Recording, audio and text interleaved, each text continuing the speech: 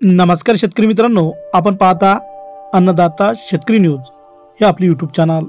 सुरुवातीला ही बातमी बघा, शेतमालाला दर मिळत नाही म्हणून लग्नासाठी मुलगी मिळत नाही, शेतकरी पुत्राची विधान भवनावर धडक।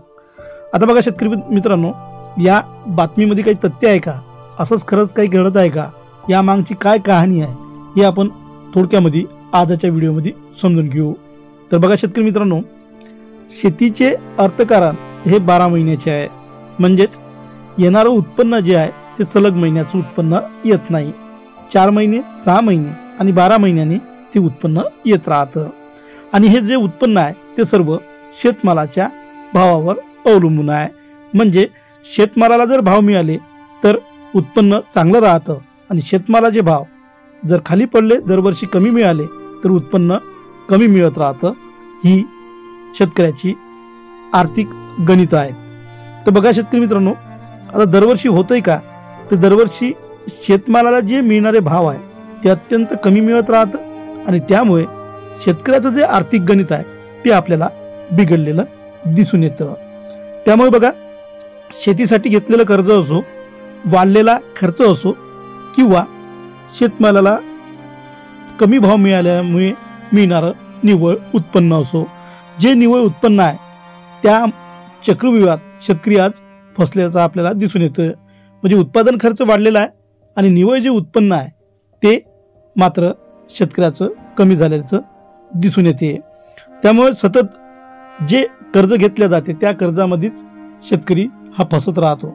आता बघा, कर्जमाफी होते, दुष्काळ निधी बी भेटला जातो आणि पीक विमा बी यासारखे उपाय बी चालू राहतं, पण हे सर्व उपाय योजना ज्या आहे हा अतिशय तकलादू आहे।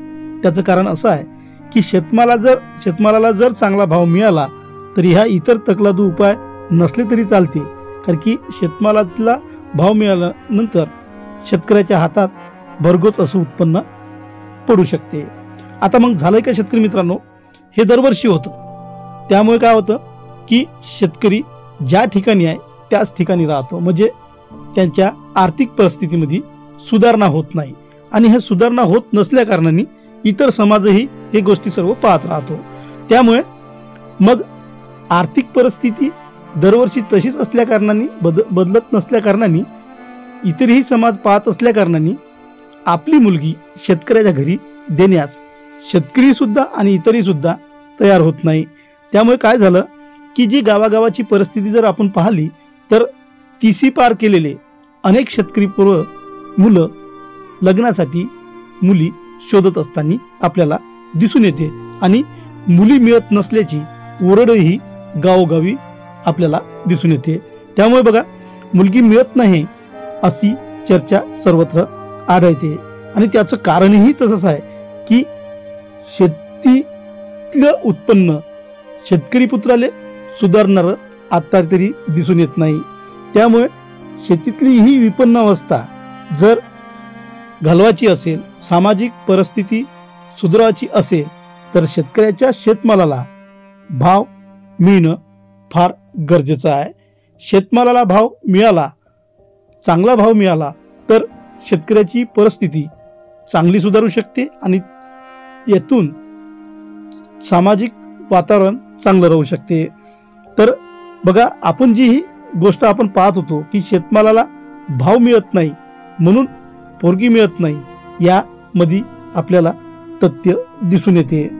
तर शेतकरी मित्रांनो, आजची ही जी बातमी आहे, ही जी सत्य परिस्थिती आहे, आपल्याला कशी वाटली याविषयीचा अभिप्राय आपण कमेंट बॉक्समध्ये जरूर लिहा।